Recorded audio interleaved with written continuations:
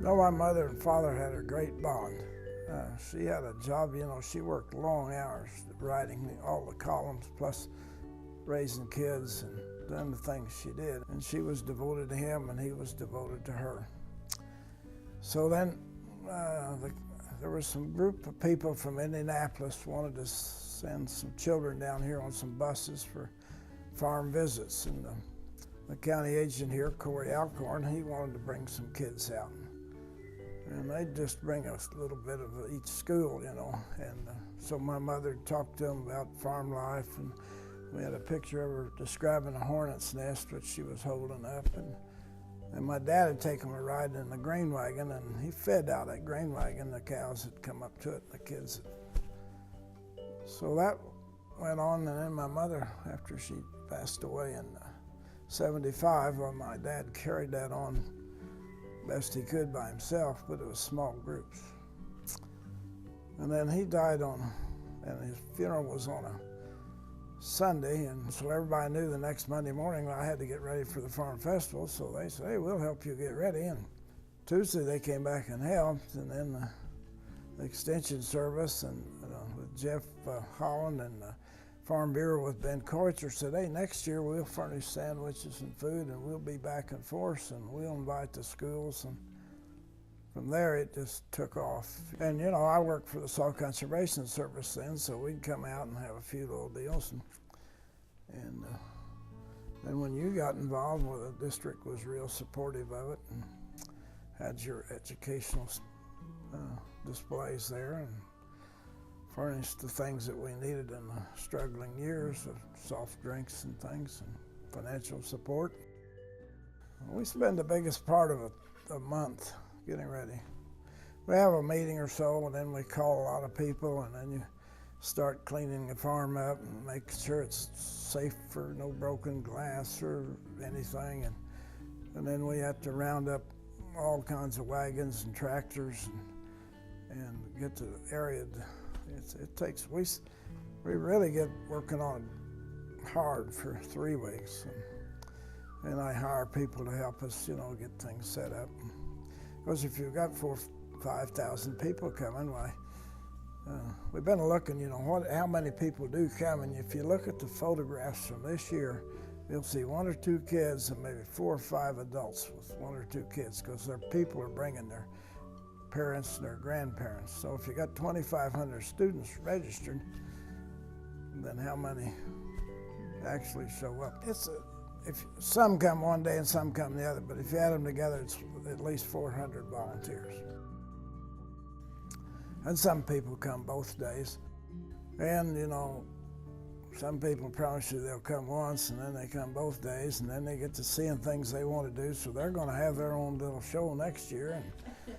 And we had a lot of help from young people, the junior leaders and FFA really helped it out a lot. Of course, they're around animals, but it is a chance for a young person, a 4-H or FFA, to be they're used to having everything done for them. Now they can turn it around and do things for the 3rd graders and the preschoolers, and they love it. And they take their pictures for graduation at the farm, and some of them, when they apply for a job, they use it in their resume that they work there. What I think about is how noisy the children are and so happy they are. We don't have signs, do not touch, do not feed, do not do, and nobody's competing to make more. There's no money exchanged hands, and it's people giving to the youth of the community. It's hard to explain that, but it's just a different atmosphere.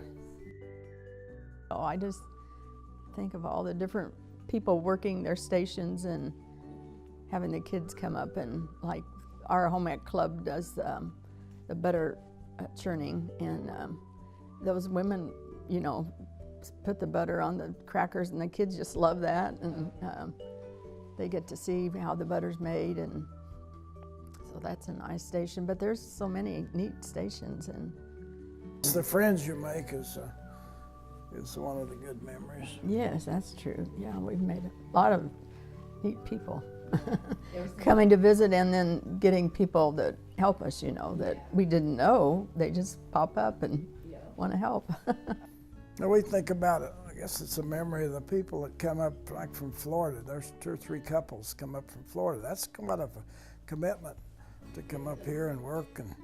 And you know, they started, one family, the Erics, they started out with a little pumpkin deal, and now it's a big deal. And I know that one of the county judges came out here, and I like that thought about him. I went out he was driving a hayride, and I said, "You want to stop for lunch?" He said, "Look, I get 1 day a year that I really enjoy, and this is it, and I'm not giving up this driving job for any lunch." I like that story because that's the way they all feel. Another guy that I'm really proud of is Clint Fischel. He came when he was a boy, and so now he works for Vectren, and he's going to have just a little pool there with shelled corn in it or sawdust for buried cable, you know, call before you dig. Well, now he's got 2 or 3, and he's got a table and big displays, and he brings a track hoe, and the Baineses, you know, they just spread out with maple syrup.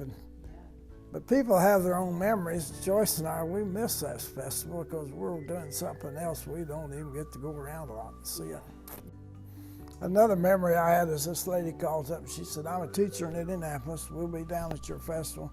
I have 2 buses. It'd be about 55 on each bus. I think it's a 60-passenger bus." She said, "Oh, well, did you know about this?" She said, "I came when I was a child and lived at Bloomington." And then one other special memory I have, it was raining and lightning and muddy, and the dispatcher called from the school and said, I said, "We're closed." She said, "I don't care. We've got buses in front of your house. We're unloading anyway." And they unloaded them, and the kids just had a ball playing in the mud.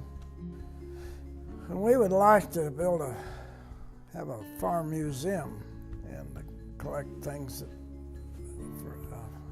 you would put in a farm museum. And if we do that, have a dedicated building for that, then it'll be a lot easier to set up and take down because it'll all go in and out. The Lord really blesses us with that farm festival, and generally good weather. And I know our kids, Rachel and Philip and their spouses, they want to make sure that the farm festival goes on forever, and we're trying to get that all set up so that there'll be financing and things available to do it. And we're just so amazed and so thankful of the people that want to help with it.